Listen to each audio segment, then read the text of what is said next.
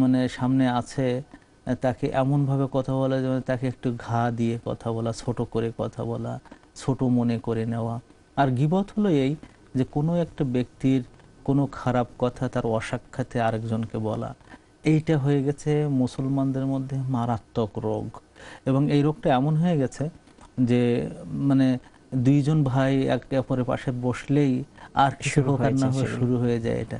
এতে হয় কি, সর্বপ্রথম ক্ষতি হয় নিজের অন্তরটা মরে যায়, অন্তরটা মরে যায় এবং আমার এই দেহটা খারাপের দিকে চলে যায়। চলে যেতে যেতে মানে এমন হয়ে যায় যে আল্লাহ রসুল সাল্লাল্লাহু আলাইহি ওয়াসাল্লাম একবার মেরাজে যখন গেলেন, তো উনি দেখলেন জাহান্নামের মধ্যে বসে একদল লোক এরকম আছে যে তারা নিজেদের শরীরের মানে খাচ্ছে, মানে খুব পচা গলিত একটা দেহ খাচ্ছে আর চিৎকার করে কাঁদতেছে।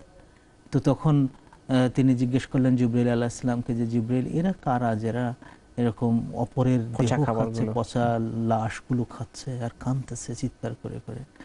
তো জিবরাইল বলেন, এরা যারা খাচ্ছে এরা গীবতকারী ছিল দুনিয়ায়, আর যাদের লাশ খাচ্ছে ওগুলো আসলে তাদের লাশ না, কিন্তু আল্লাহ তাআলা লাশের মতন বানিয়ে দিয়েছেন।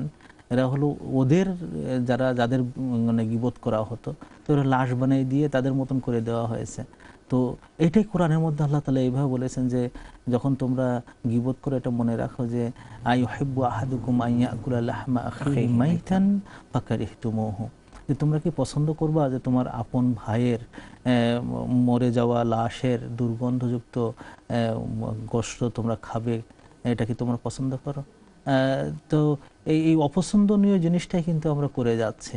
আপনি হয়তো মনে করছেন যে কই আমার মুখে তো রক্ত লাগতেছে না, কিন্তু আপনার মুখে কিন্তু রক্ত উঠতেছে, ওটা একবার মরার সাথে সাথেই কিন্তু এই রক্তগুলো আপনার ওখানে আসতেছে। তো এটা মনে রাখা দরকার। দ্বিতীয় ক্ষতি হয় যেটা, যে ওই ভাইয়ের প্রতি আপনার এবং আপনার আত্মীয় স্বজন যার সাথে এই কথাটা বললেন তার একটা ঘৃণা তৈরি হয়ে যায়। সমাজ জীবনে কিন্তু আস্তে আস্তে আত্মীয়তা থেকে একটা বিস্ফোরণ ঘটে, সাংঘাতিক। এবং আমাদের সমাজে কিন্তু দেখবেন যে একে অপরের ভালোবাসা নাই, একে অপরের প্রতি শ্রদ্ধাবোধ নেই। এই কারণটা কি, এই গীবতগুলো এমনভাবে চলে, এই শুনেছ উমুকে কিন্তু তোমার সম্পর্কে উমুক এই কথা বলেছে। হ্যাঁ, তো এইগুলো এরকম হতে হতে হয় কি যে আমাদের সমাজে যে মুসলমানদের দেখতে পারি না, আমাদের মধ্যে ইউনিটি নাই। এর পিছনে সবচেয়ে বড় কারণ যদি আপনারা খোঁজেন দেখবেন যে গীবত বড় একটা কারণ।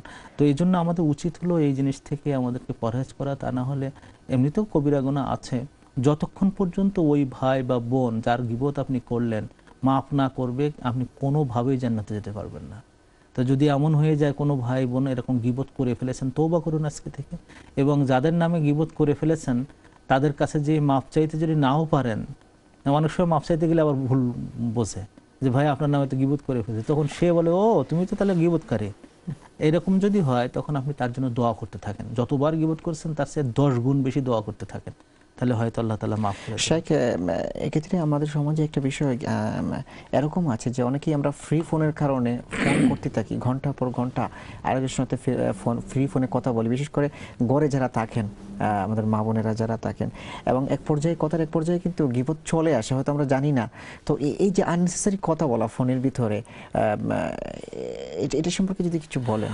ফোন তো খুব ভালো একটা জিনিস, কিন্তু আমি মা বোন যারা টেলিফোনে অনেক সময় ধরে কথা বলেন আমি তাদেরকে কন্ডেম করব না, কারণ এটা একটা ভালো সুযোগ সময় কাটানোর জন্য। আমি দেখছি মাঝে মাঝে দুই একজন রান্না করতেছেন, 1-1.5 ঘন্টা লাগবে, তো কী করবে, টেলিফোনটা কানের কাছে ধরে গল্প করে যাচ্ছেন আর রান্না টান্না করে যাচ্ছেন, তো ভালো কথা।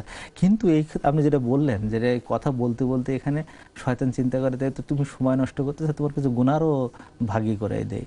সেই গুনার অন্যতম ভাগ হলো এই সমস্ত এই গীবতগুলো করা। শুধু গীবত না, তো এখানে জঘন্য মিথ্যাচারও করা হয় অনেক সময়, শুধু গীবত করা না, অনেক সময় মিথ্যা কথা অমুক তমুক বলা হয়।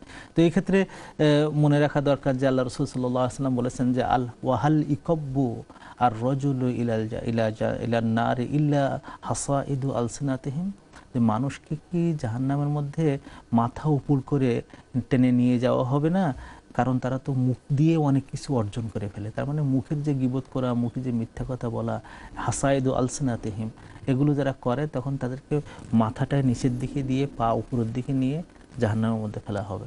তো আমি টেলিফোনে একটু সুন্দর আলাপ করতেছি, সময় কাটাচ্ছি, কিন্তু এটা যেন না হয়ে যায় যে এর মাধ্যমে সবচেয়ে বড় সমস্যা হয়, আল্লাহ রাসূল সাল্লাল্লাহু আলাইহি ওয়াসাল্লামের একটা হাদিসে আছে, যখন 2-3 মেয়ে এক জায়গায় গল্প করতেছে, তো শুরু হয়ে যায় তাদের স্বামীর বিরুদ্ধে কথাবার্তা বলা।